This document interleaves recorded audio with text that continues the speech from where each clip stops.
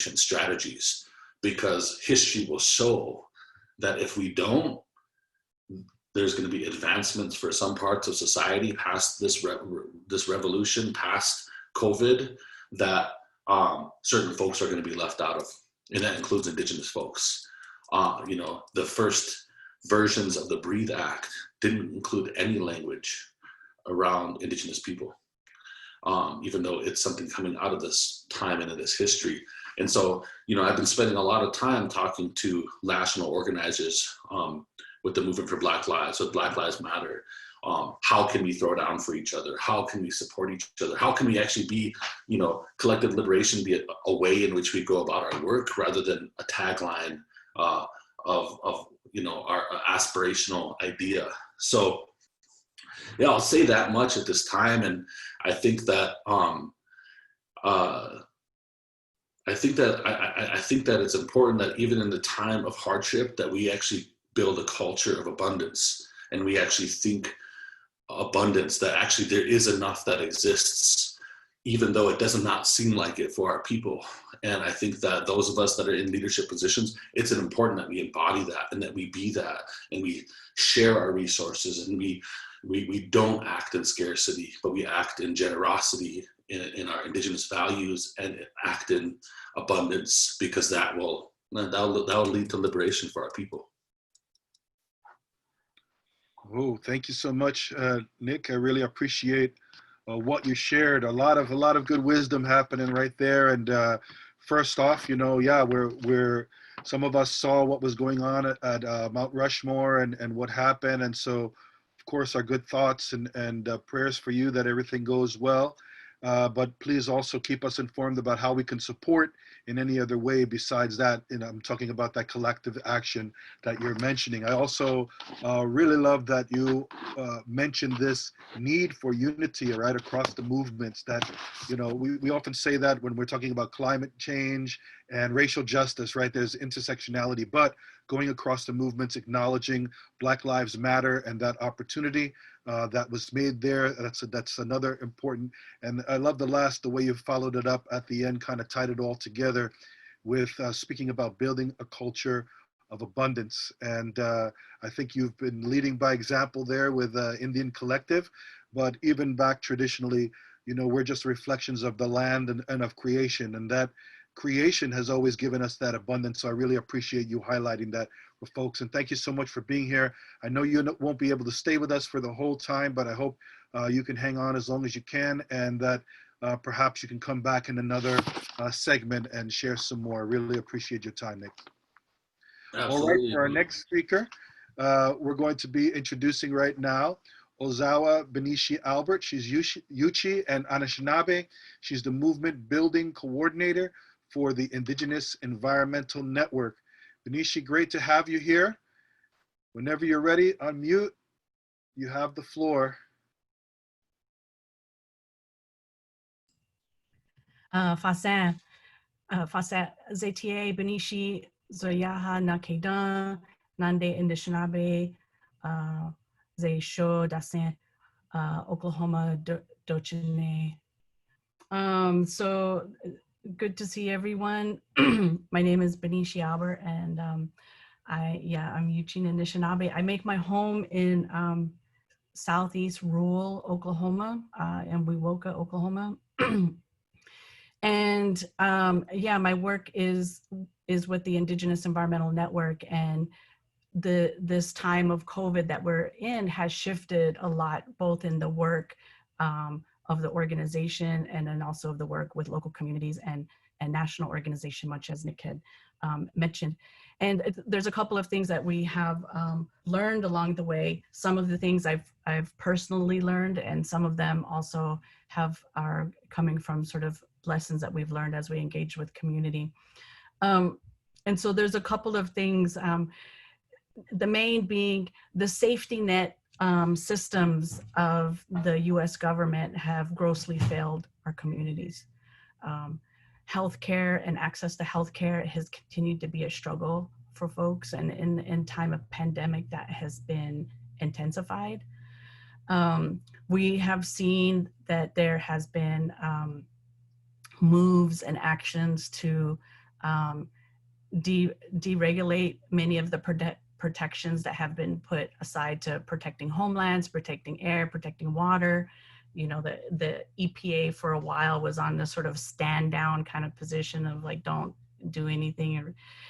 And then, you know, that we have seen that there's a limitation to the access that we have to some of the agencies that we've had to deal with in these protections, you know, access to BLM or other, and holding them accountable has been hard and difficult, limiting testimony from communities, you know, such as in Chaco Canyon and other places, you know, that people had limitations on how they could access giving their public testimony to projects and initiatives.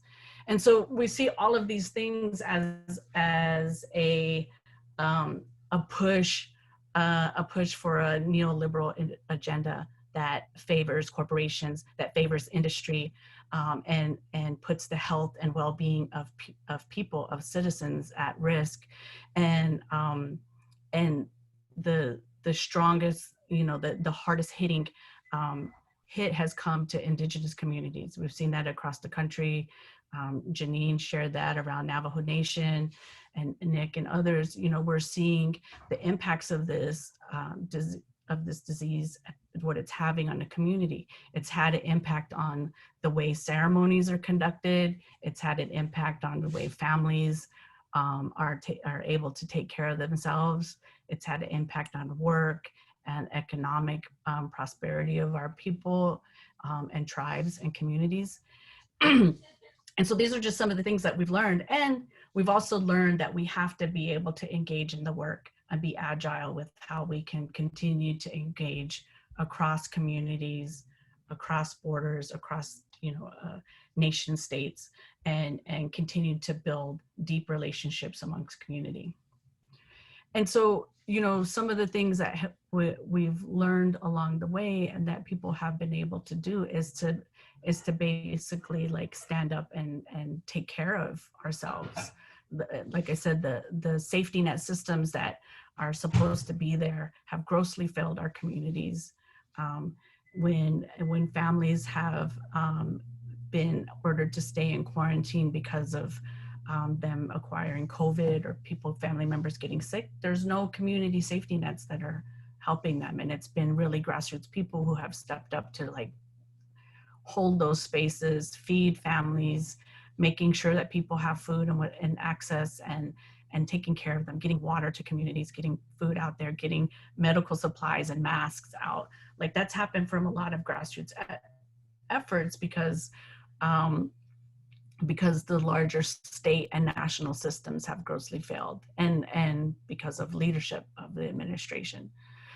And so in that, I think there are real opportunities for us to strengthen those localized systems of community care, of community access, and using that. And I think that has been something that has been very promising for me to see, and that I want to see us sort of continue and strengthen, is that localized efforts to take care of our community, to, you know, instituting family circles, right? Circles of families together, taking care of each other, looking out for one another. And I think that's a great opportunity even for the organizing work, is that we can, you know, use those localized relationships to build with other communities around care. Nick mentioned some of the other movement spaces that have been happening, and Indigenous people like being both supportive of those, but also being integrated into some of those discussions that are happening. And they're going to continue to happen. And right now we're in a political moment of time where some of those things are going to continue to escalate. We have seen families and communities being targets of a rise in outwardly very public racism by folks and communities who feel emboldened by the current administration to hold space in a different way. And some of those communities are really feeling that right now. It's happening here in Oklahoma, in South Dakota, in Washington State, like all these communities are feeling the impacts of institutional systems of white supremacy, and the impacts of that on our communities, and the real violent threat of that on our communities. And now we have an upcoming election coming up, and we've known from previous elections, national elections, the intimidation or disenfranchisement of voting that happens in our communities. And so these are things that are not new to us to have to be aware of or fighting against, but also are like realizing that we are having to intensify our own sort of work and protecting our communities. The things that I feel like I've learned to sort of change or let go of in this moment, and this is probably more me than our sort of larger community or organization, is this idea of what we're up against in the fight, and this idea that that Indigenous voices have to be part of that, and our voices are part of it. I think where I've changed my thinking about it is that that we have to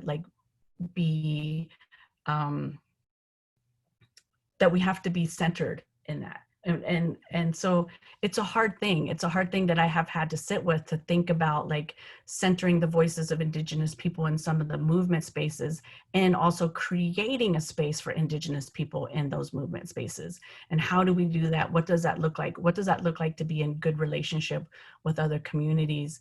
And how do we create a space where there is mutual understanding and mutual thinking about the fate of our communities as a collective? And so sometimes that means for me to think about how do I right size my thinking about what's important to us as Indigenous people in relation to other communities who are also struggling against a very strong, aggressive, violent, neoliberal agenda. And it's a hard space to hide. It's a hard thing, and it takes work and effort. And so the learning is the effort that we have to do to be in community and relationship with other communities of color, with the work around Black Lives Matter, the work around defund the police, the work around pushing back against the prison industrial complex. These are all things that we have to be in relationship with other communities, and have to share space as Indigenous people in those efforts and initiatives. Because if we can win the demands around pushing back against the prison industrial complex, that has a great benefit to Indigenous people, because we know how many of our people are incarcerated under unjust laws, and we have to be able to be in relationship with other communities to be able to do that. And then I will close to say that one of the things that I would like to change or let go of is the nature of the relationship that we have with foundations and resources and what is coming into the communities. I like the words that Nick shared about liberating resources. There are some foundations out there who are really pushing an agenda when there is a lot of fear about scarcity among the foundations that exist out there, and saying, well, maybe this is like the time when there was an economic crisis, and we should reserve our spending and cutting back in their budgets. There are foundations who are pushing back against that, saying, no, this is the time and moment that we need to be giving and funding more, and reaching deeper into their resources or their endowments and funding at bigger levels. And we've been helping promote and push that to say, yes, you need to be funding at bigger levels, because here's an opportunity that we can put into practice projects around just transition, Indigenous just transition, localized food system, localized energy systems. And this is the time that they should be spending deep, and we should, as communities, continue to push them on that. Thank you so much, Bineshi, for sharing those important words. I mean, you started out, like others have mentioned during this series, that this safety net system has failed our communities. And it's really been the grassroots people who have stepped up to fill those gaps. So I really thank you for highlighting that. The other thing is that internal introspection. And like Nick, you also talked about the importance of reaching out across movements to build that world that we want to see. You mentioned the importance of voting, really critical in this time, that people get that message and understand what the the long-term goals are here. So I really appreciate that. And then finally, like Nick, you also spoke about that the change in the funding system, that liberation of capital. And I think that many of us who do this work on the ground would fully agree with you. And when we look towards the future, what have we learned and what we want to strengthen? I think that's definitely an area that we want to continue focusing on and really raising that visibility amongst those institutions. So thank you so much for sharing all of that and being with us. Right now, I'm going to go to our next speaker, who's Brandon Makaawaawa. He's the Deputy Head of State of the Nation of Hawaii. Brandon, it's great to see you. Thank you for being here. You have the floor. I'm looking forward to hear what you have to say. Aloha. Thank you, Roberto. Aloha ohana. Mahalo for allowing me this space to share our voice here from Hawaii. My name is Brandon Makaawaawa. I'm the Deputy Head of State of the Nation of Hawaii. We're the oldest sovereignty Hawaiian movement in existence. Our nation was actually founded out of a direct action occupation back in 1993 of a beach park here in Hawaii. And it also came about during the time of US Public Law 103-150, which is called the Apology Law, in which America apologized for stealing our kingdom, for taking our lands without the compensation of the Hawaiian people. And to this day, we have not reached a full reconciliation process with the United States government. But, you know, we believe that that is to come. And so our whole existence is actually kind of, you know, muddied, right? We don't have federal recognition, but we believe in full independence. So it made our work very tough. The head of state of the nation of Hawaii is Dennis Pompikanahele, and that is my mentor. That is also my uncle. And we have a village here that is totally run by our nation, by our people. We have our own jurisdiction. We got this village by, again, direct action occupation of lands that were, you know, stolen from us, that America apologized for stealing and admitted to apologize for stealing. So now the nation of Hawaii has built a land base called Pu'uhono Waimanalo, where we control the jurisdiction over through, not through law, but through respect. And the respect for our stance and the justice that we're trying to create. And so when we talk about what have we learned and what has happened here during COVID, I think, you know, Andrea kind of gave some good questions to us to kind of address our thoughts. And so I'll just go through it right here. What have we learned? Well, for us, you know, and I'm sure most people, one of the big lessons we learned is we cannot depend on our oppressors to help us. When you know, when the stuff hits the fan, they will save themselves. You know, their job was to oppress us and to make conditions hard. So when conditions get hard for everyone, we're not the first on the list to you know, to be provided any help. And we've known this because of our independent stance, because we have not gotten any help from the very beginning of our land occupation to the creation of our nation for over 26 years. We've been doing this alone. So this is not news to us. What we also learned is we need to build more independent solutions for our people. We need to start planting more food. we need to create our own economy. If we have to, we need to create our own political system, because we believe at the nation that we're not just tied to one political system.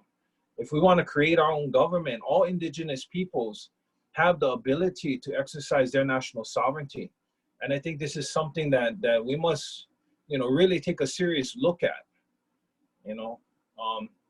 We also learned that the system is fragile, and that we as indigenous people, as Aboriginal people, we have to build redundancies for our communities.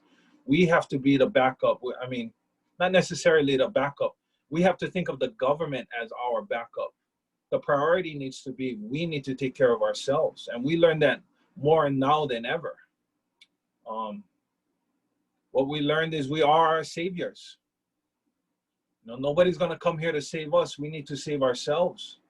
We cannot wait till the government starts doling out CARES funds money to us, because, like Nick said, we're last on the list. So for us at the Nation of Hawaii, we believe in all these things so much that we were prepared for this time. And one last thing that we learned was, when all else fails, we need to look to our ancestors for the solutions. If our ancestors existed here for thousands of years before America was even thought of, we can do it again. We have to go back to the source, though. We have to understand our ancient ancestral agricultural practices. We have to understand our ancient ancestral economics, and so we started to plant more indigenous foods on our land because of this whole thing. Our ancient economics was a system of trade and barter. So what we did was we created an app for trade and barter called Exchange Avenue. So we could connect to our people, not just Hawaiians now, other people around the state of Hawaii that all of a sudden started to grow their own food, started to, to do these hobbies and to do these crafts because they had to make money because they lost their job. We created a system that people can trade and barter through technology, right?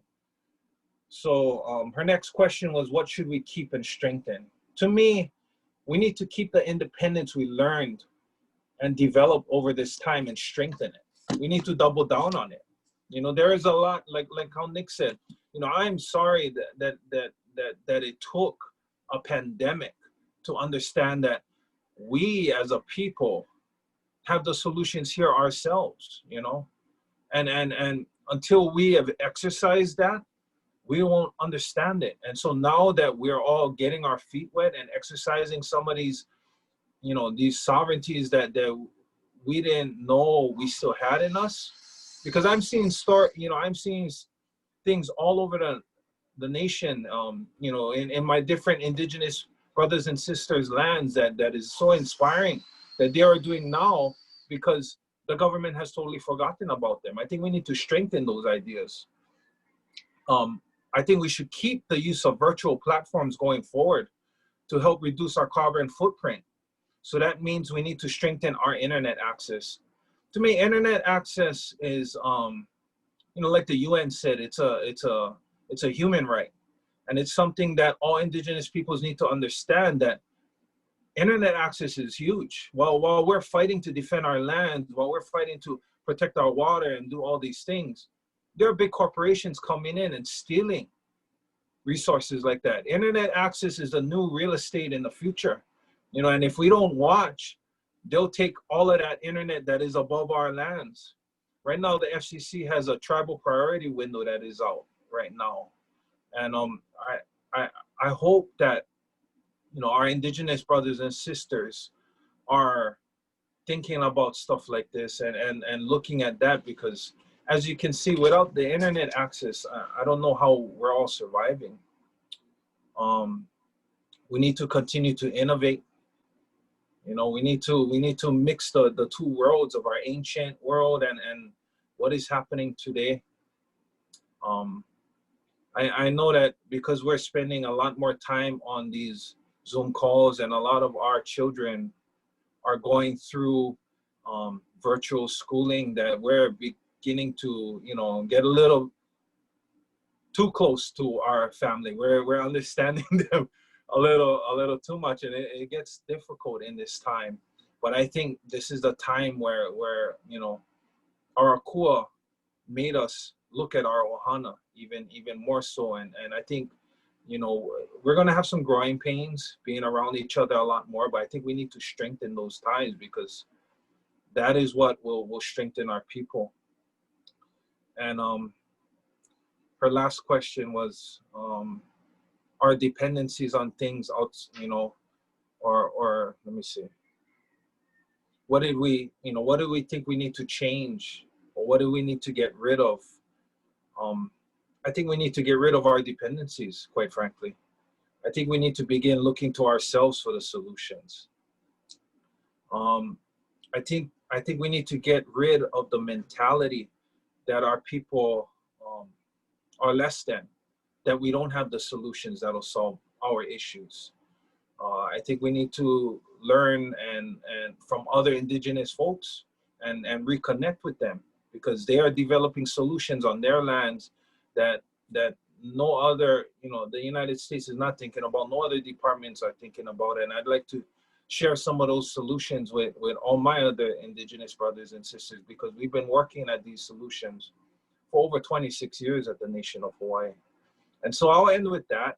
And you know, like Brother Nick said, you know, it was an unfortunate time that we're going through, but I think through this sharing of resources, sharing of understanding, becoming, you know, more strong and independent, we'll get through this, and maybe get through this stronger. So mahalo, Roberto, mahalo, panel, thank you. All right, mahalo, Brandon, for sharing that. I really love the historic way that you opened it up, sharing a little bit about the birth or the growth of the nation.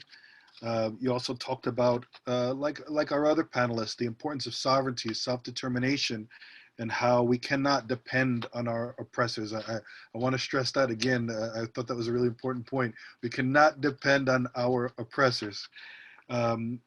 Like others, it's excellent to see the food production initiatives. I'm really inspired by the apps that you've created and the focus on the broadband. As you said, we've seen the critical need to be able to function and access internet. And so many of our peoples across the world are still not connected. So that looking into the future, how we secure that, how we broaden that access for our people in a way that's important for our people and our communities is really important. And finally, that one aspect of the app I wanted you to mention, I wanted to mention again that exchange and barter system. It sounds like really excellent. I really love to look into that. And then finally, you'll close with the importance of family ties. I think we're all feeling that. And really, it's at the heart of the matter. So I thank you so much for sharing that. Our next speaker is going to be Sachem Hawkstorm. He's really a great brother of mine, like, you know, wonderful relatives. I happen to have the honor to work with him very closely on a number of projects over the years. So I'm very happy that he can be calling in with us today, all the way, although his nation and a lot of his work is focused in the Northeast, particularly in New York State. He's calling in from the Amazon in Brazil. And so please welcome Sachem Hawkstorm. He's a hereditary chief for the Schaghticoke First Nations. Sachem, you have the floor.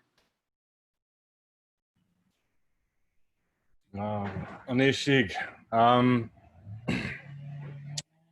Wigawaa Shunan Kasik Basek or Mashadwa of the Schaghticoke First Nations peoples.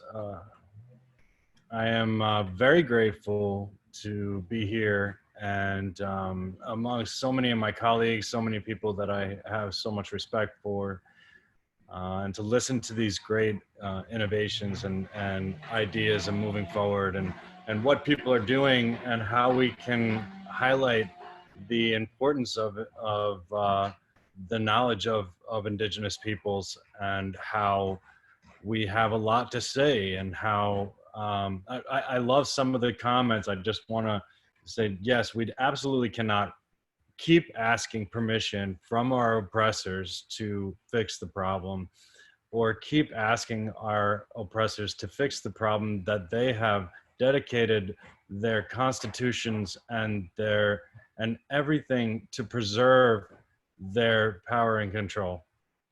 I just wanted to say that with COVID-19, we are seeing, I think in general, most people live completely unsustainable lives. They live paycheck to paycheck. The so-called essential workforce is the most underpaid minority majority.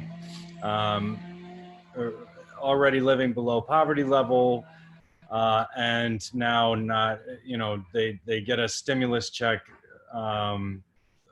maybe twice out of 7 months. This is very intentional, obviously. When they bail out their corporate interests and say that that's for the benefit of the people, when the people aren't benefiting from it at all, and indigenous communities have definitely not benefited from any of it. What I will say is that this really, for me, highlights so much of what we talk about when we talk about the United Nations Declaration on the Rights of Indigenous Peoples, self-determination, the need for more sustainable food systems, clean water, clean environment, mental health, strong community. Schaghticoke First Nations is working on an agro-food forestry project that we've planted over 2,000 trees and other plants that used to be a part of our environment. I love how Brandon was talking about our traditional foods earlier, traditional plants and traditional medicines, to bring them back into our forests, because another thing, a big thing that we have to have is sustainability. What if the farmer can no longer farm? Who's going to feed your children? Where are our foods coming from? They shut down these countries and transportation and jobs. Now, how are you going to buy your food? Where is your water coming from? Right now, I'm in the middle of the Amazon in Brazil, and I'm drinking from a tributary. I can't do that back in New York.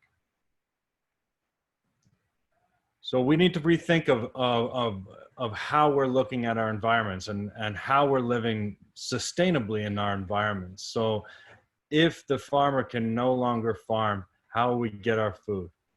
So how do we farm more sustainably? How do we produce food more sustainably? Taking the farmer out of the equation. Planting fruit trees, nut trees, the foods that have been in our forests for thousands of years that are no longer in our forests, the medicines that are in our forests. If you have all of these clean foods and clean medicines and clean water, then you have no need for hospitals and insurance and all of these things that cure the sicknesses that come from all the foods and the water that we're drinking and eating. And so this is a project that we're working on, agro-food forestry, and bringing back traditional knowledge of foods and medicines and plants, and actually the fact that we're a part of our environment.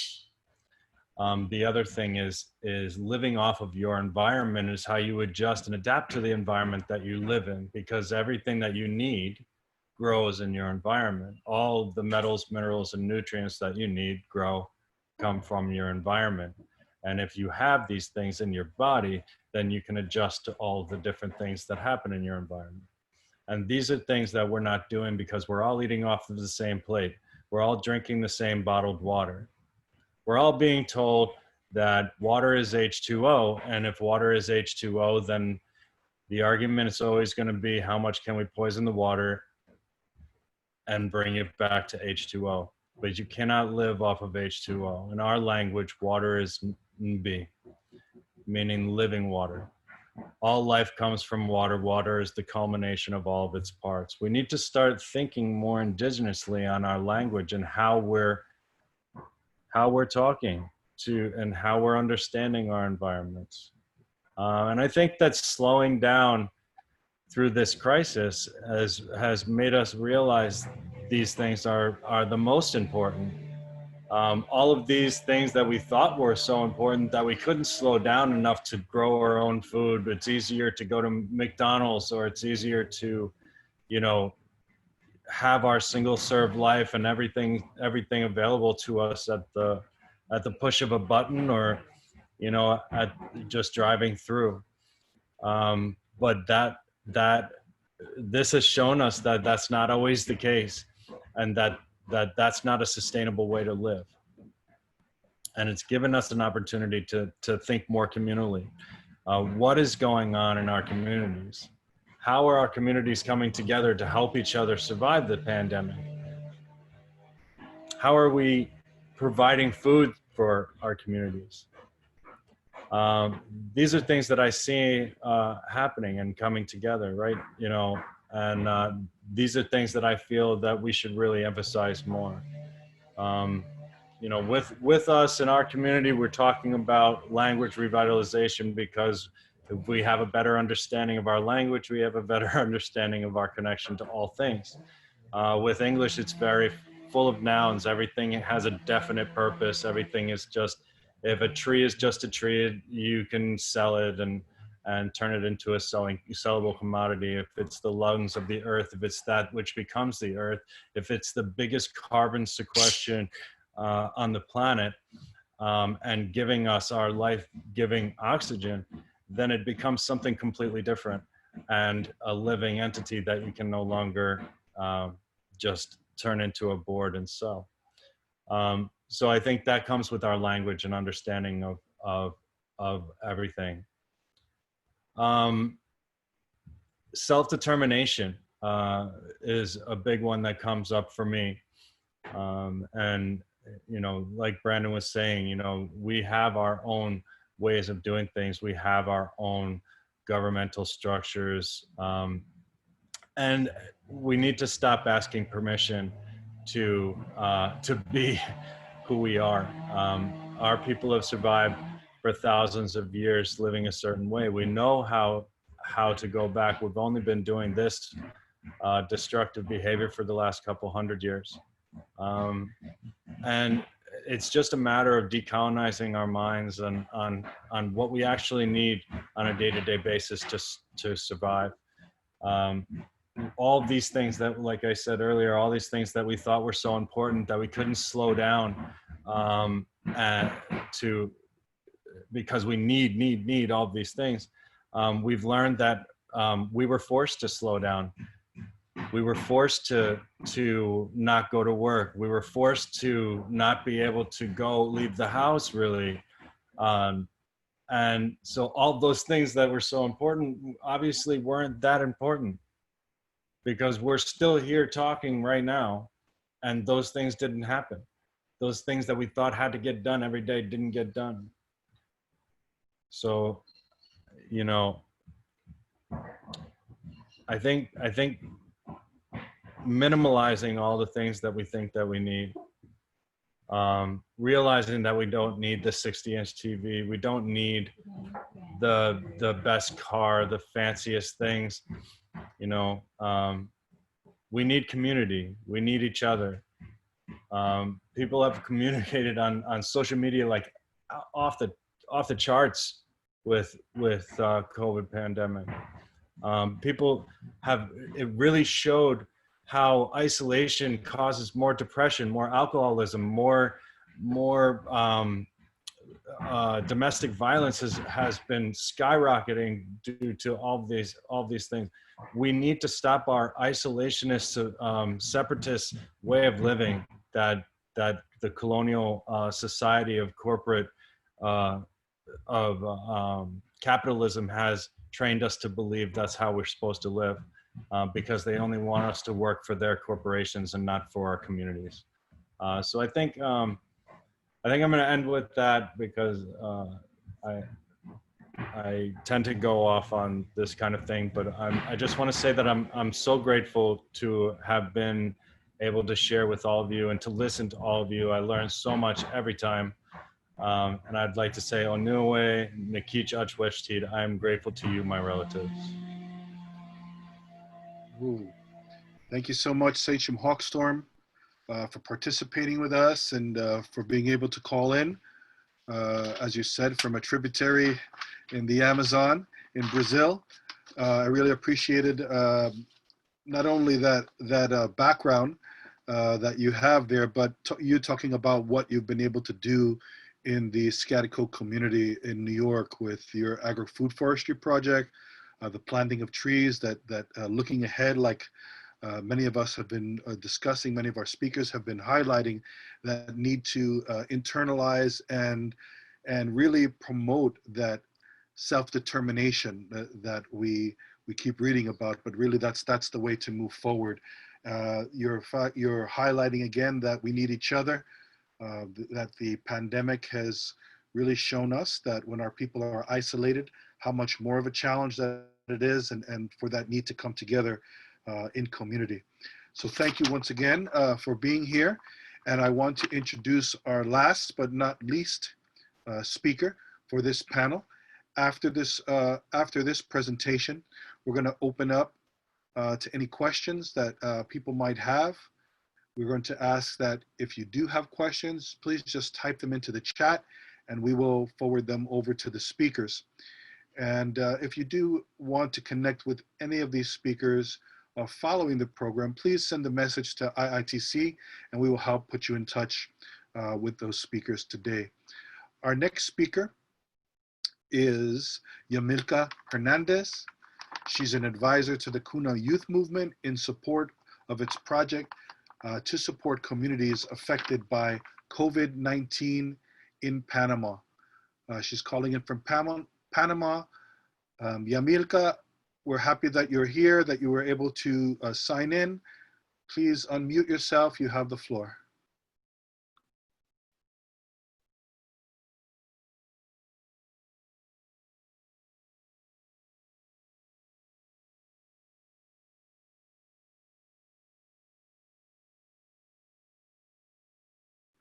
I don't see that Yamilka is on.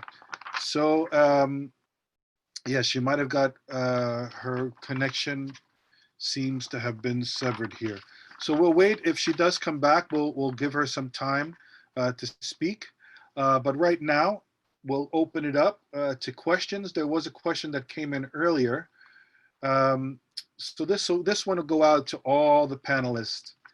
The question is, as next generation leaders, what do you think that established Indigenous organizations led by the quote unquote oldies but goodies can do to be more agile and adapt to these new realities? Is this happening effectively in your views? Is this happening amongst the collectives that you work with? So anybody who wants to kind of take that, please, you're welcome to, and I'll include Janene in that as well. I'm like, is this a trap? Your bosses want to know. You know, I think this is something that people have been thinking about for quite some time. It's not lost on us how much work we are blessed with that has been done by the previous generations and their leadership. Like, we're standing on the shoulders of giants who have overcome such great obstacles to even create and breathe life into these conversations about self-determination, sovereignty, land back, about restoring our intertribal relationships with one another across all of these geopolitical borders. And there's a lot of beautiful work that was done and a lot of lessons that we still need to learn from that generation of leadership. I think we're in a very difficult but exciting position in terms of our generation that we represent on this panel, where we're that transition group, that transition between learning from those lessons and also learning about how we operate more effectively on the intersection of all these conflicts and issues and challenges, but also all of the necessary and beautiful solutions that need to be built and nurtured and reseeded over and over again, and how we transfer all of those tools and those learnings to build pathways to leadership for the next generation. And I think that with among my peers and the conversations that we've had, one of the things we talk about being very important for helping to support this movement is our older generation leadership restoring and healing their relationships with each other, and helping us in that way ensure that we don't replicate cycles of lateral violence, of internalized oppression, and that we really do find our strength as leaders to create and break those cycles and create a better pathway for future generations. Because right now, more than ever, as is obvious from every person that has spoken, we really have to align ourselves together for systemic approaches, holistic approaches that are rooted in who we are as people, but also carry and honor our lived experiences and realities in this modern digital technological age. And I think we're ready for it, but we also really very much need that healing to happen from our leaders and the people we look up to. Thank you so much.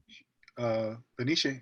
Yeah, so I was going to say, I may be the older of this bridge generation that Janene is talking about. Like, we'll see. But I definitely resonate with this idea of like where we have come and where we launching off from, right? Like for me as an organizer, I launched off from a point of the work that, you know, people in my circle or mentors and relatives and family who fought for Indigenous peoples and the rights of Indian people. You know, before Standing Rock, there was Oka, and before Oka, there was Wounded Knee, right? There were these moments that happened, and, you know, my parents come out of that moment of Wounded Knee, right? And so, you know, I think we have to be able to take advantage of that launching off point. Part of being able to take advantage of that launching off point is also the freedom to do so, or the blessing from that generation of elders to be able to do that, right? And so that means making room, making space for leaders to like bring stuff up. Right now, I'm also of a generation that there's a whole nother realm of leaders who are coming up and doing the work, right? Younger generation, and there's a different methodology, right? So even for me, I have to think about like, what am I hanging on to and what do I need to let go in terms of my thinking about an organizing methodology, right? There's some other things that are happening, and there's some things that are happening with the new generation of movement that also I have concerns about, right? And so, you know, I'm definitely a proponent of, you know, the access and relationship that we can build across great distances and international work, and we can do that through the facilitating through these kind of forums, internet-based forums, places where we can do that.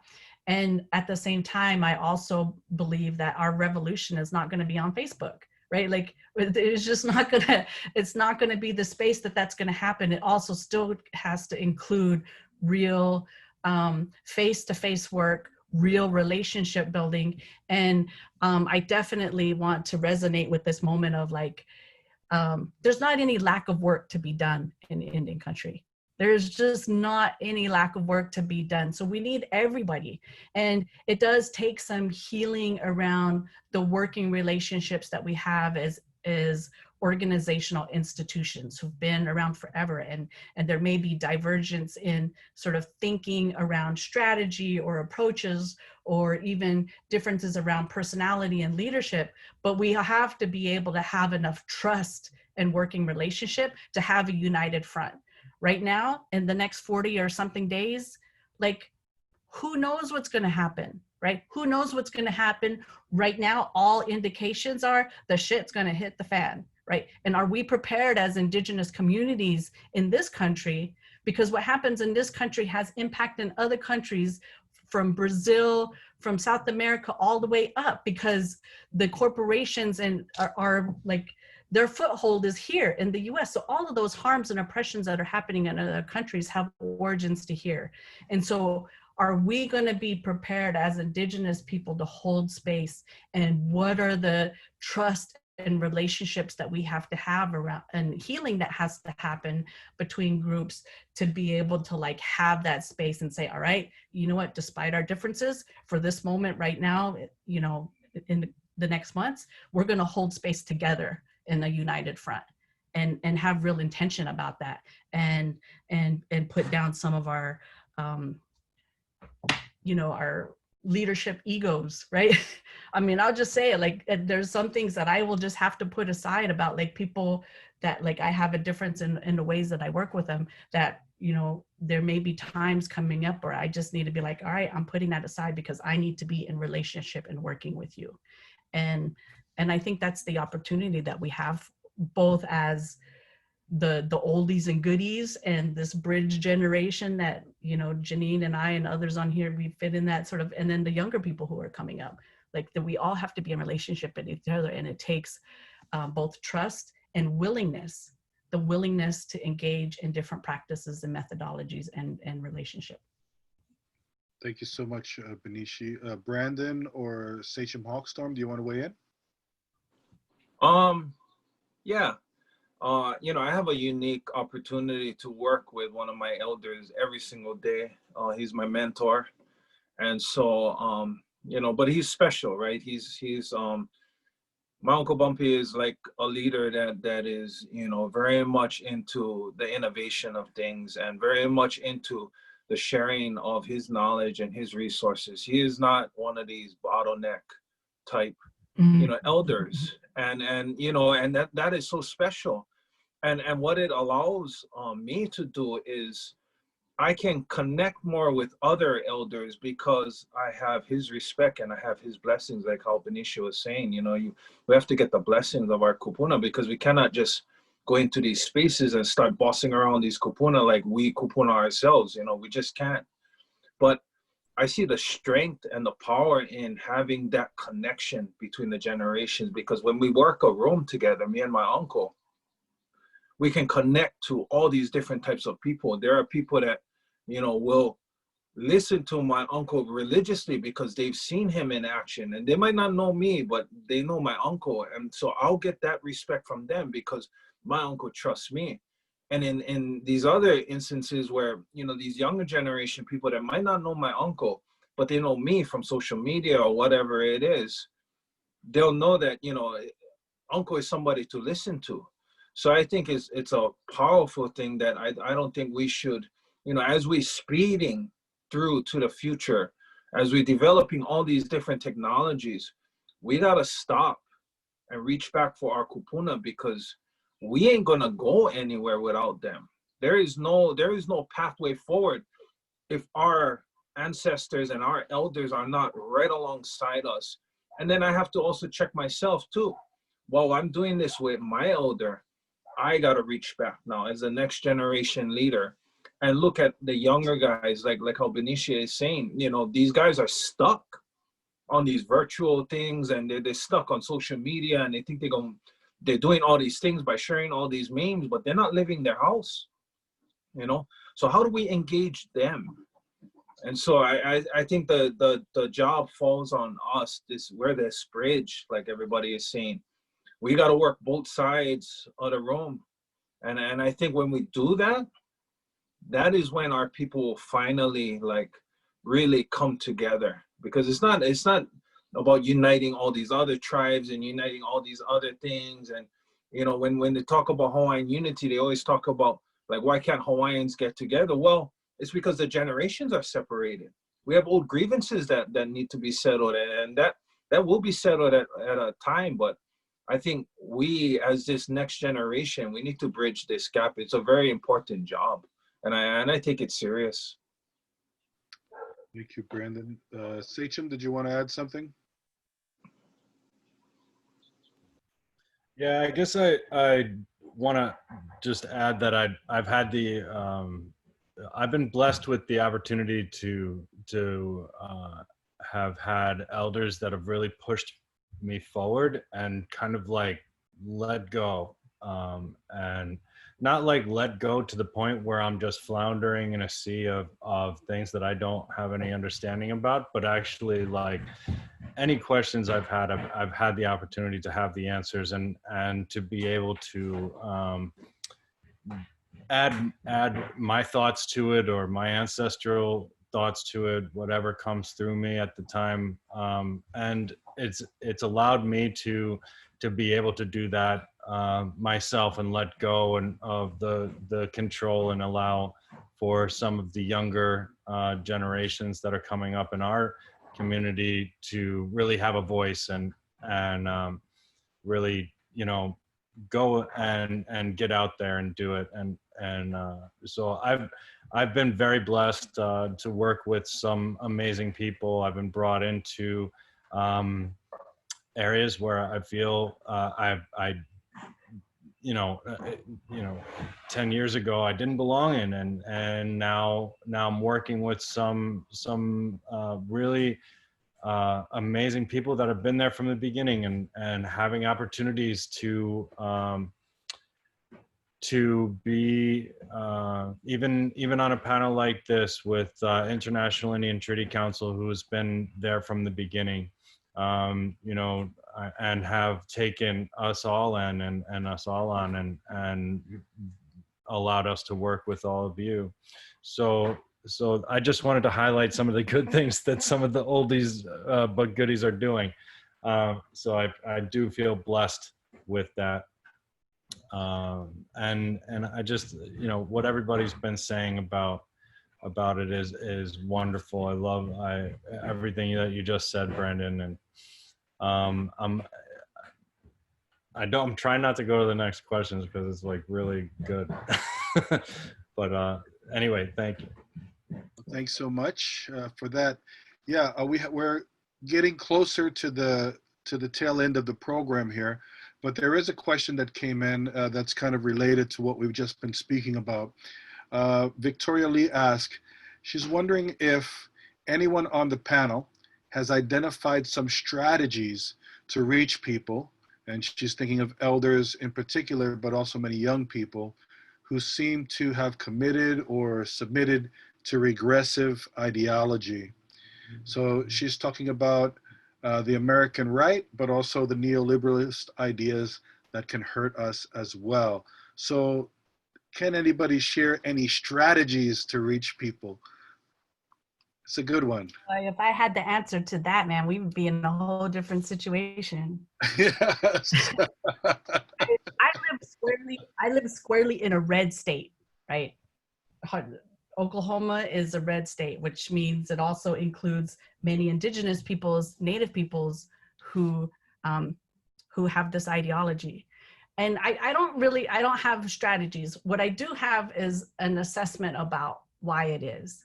One is this idea of family values, strong family resonates with Indian people as a way to protect traditional values, right? And they associate those mainstream traditional values as similar to indigenous traditional values. Now that's wrong thinking from my perspective about what I feel like are traditional indigenous values, but there's this idea that exists, right? And so I think there are a subset of Indian people who believe that if I'm about protecting and preserving culture for Indian people, traditional lifestyles, all of that, they associate that with what this idea of family values or traditional values is being promoted by the right. Part of that assessment includes the role of the church and what is being sold and taught to them about what those traditional family values are. So that's 2. And then 3, there is this, you know, there are still, regardless if there are people or not, there are still a lot of tribes who are heavily invested in the oil and gas industry. That it's part of their revenues that they get. It just is. And for them, this current administration is a champion that industry, right? And is going to do whatever they can to protect that. And so it's an access or pathway to prosperity, and they feel like it's an access to prosperity for their communities. So those are three things that I think are contributing to that thinking. I don't have the strategies of how to address that. I really don't. Otherwise, I would not be, I would be out there doing that right now. And I would have said, y'all can do this webinar without me today. I got work to do. I just haven't figured out that strategy. I understand. Janene? Janene, I don't know, you're saying something, but we can't hear you. Is that better? Did that That's work? better. Yeah. Okay. Yeah, no, I was like, I thought when you unmuted so fast, you were going to give us the answers and take us there.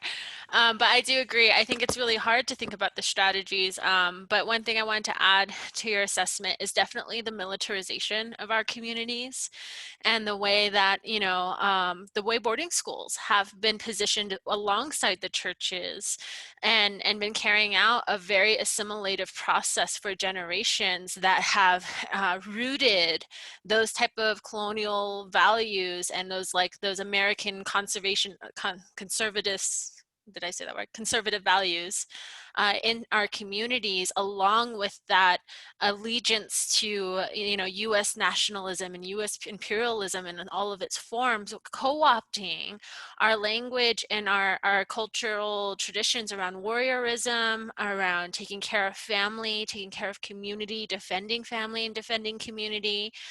And I think that in different ways, people have been trying to reclaim and restore those relatives back to our identity, our cultural identity. And the tactics and strategies have been all centered around healing, on bringing back ceremony into our organizing spaces.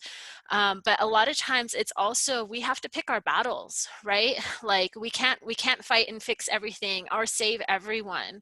And I think a lot of our cultural teachings that have shown us how our people have gotten through very difficult transitions and difficult times, the ending of worlds, we have lived through this before, that those teachings show us that we cannot save everyone, and people have to step up to the plate to accept that responsibility, to do that hard work, to learn that discipline that is needed, because the discipline to feed yourself, to take care of your family, to take care of your community, all of that reroutes you back to the land. And that's why our traditions, our languages, our worldviews, our epistemologies are so strong, is that they hold those keys to how to do that and how to translate our relationships to all life and to all people in a way that helps maintain and restore that balance that is so sacred to all of our cultures. But when people don't have that discipline, or they don't want to do that work to do that, you can't help people if they don't admit they have a problem, or that they need healing, and they don't want to do that work to get that healing. And we all do in different ways. But I think the real barrier, the real conflict is between those who recognize that we need healing and are trying to do that hard work individually and collectively, and those who don't want to hear about it and just want to keep going and jump on the train or the bandwagon that is headed towards destruction. And we just have to do our piece and let it go, because that's not our battle to fight for them. Our battle is to protect those who are ready and willing to listen, and to find those youth and those elders who are falling in the gaps and who are being abandoned in that space. And I think that that's where we need to shift our energy and use it most meaningfully. Thank you very much, Janene. We are coming down to the last 4 minutes or so of our panel for today. And we were supposed to have one other speaker, Yamilka Hernandez. We don't really have time for that full presentation now. Yamilka, I don't know if you just want to share very briefly a few words before we start to end the panel for today, but you would have to be very brief. Can we hear you, Yamilka? Okay, so she just dropped off again. Maybe Brandon and Sachem, if you can just maybe add some closing words, maybe for about a minute each, if you want to share some closing words, because we are coming down to the end of this panel today. Okay. Yeah, you know, I was gonna chime in on that question, but these two, they pretty much, that's where I'm at, you know, with things too. It's like it's not anything that we can do because we have to pick our battles. But that's exactly it. The focus of our fights, I think, is here at home. You know, in Hawaiian mythology and Hawaiian thinking, when we're trying to fix something outside, we go within.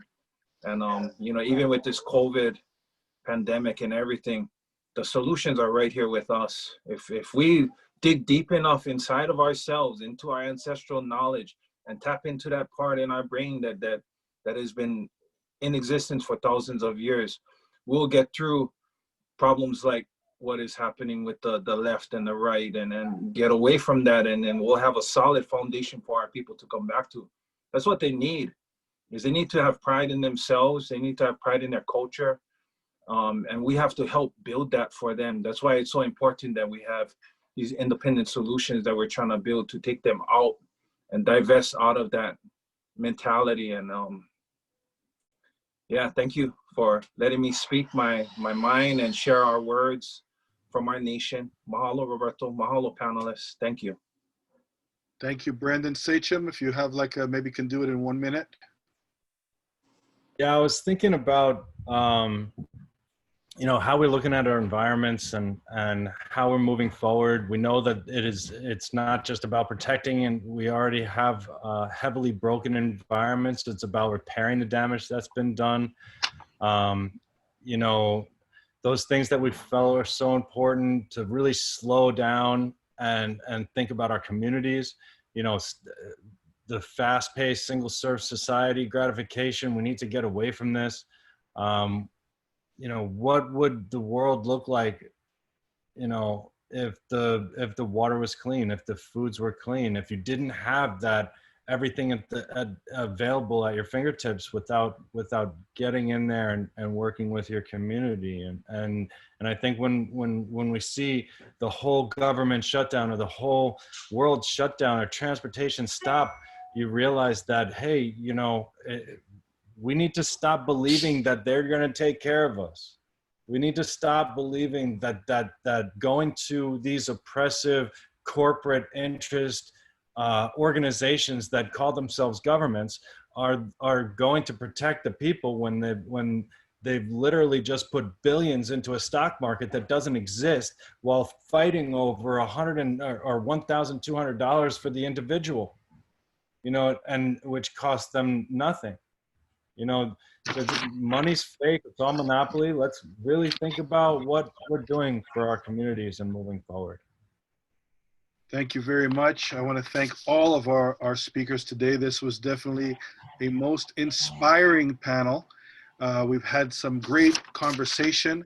And so I just want to thank once again, Nick Tilsen, Ozawa Bineshi Albert, Brandon Makaawaawa, Sachem Hawkstorm, for all of your insight today. I apologize to Yamilka Hernandez. We were not able to get her on because of these technical difficulties. Again, thinking about our connection going forward and into the future. All Indigenous peoples do not have the same access to internet, and this panel also highlighted that as something to look, things that we need to work on moving forward. Thank you to our interpreters, Rebecca Knight and James Clark, Chris Honani, who helped get our tech going and get us together even before the panel happened. And just very quickly, I'll end here, that we will be having 2 more programs in this series, and that'll wind out this second series of IITC. Next week, we're going to be speaking with Indigenous youth like Nicole Yanes, Carson Caburo, Jessica Vega Ortega, Sabanto Curry. And we hope that you can tune in for those voices. And then finally, as Janene mentioned in the very beginning, we'll be wrapping up with a conversation with the United Nations Special Rapporteur on the rights of Indigenous peoples, Francisco Cali. He's just released his report on the impacts of COVID-19 and the human rights of Indigenous peoples. If you haven't read it yet, please go to the IITC website. We have them available. We have that report available in English and Spanish. And here I'll close out. It's been my pleasure. My name is Roberto Borrero. I'm a member of the Taino Indigenous peoples.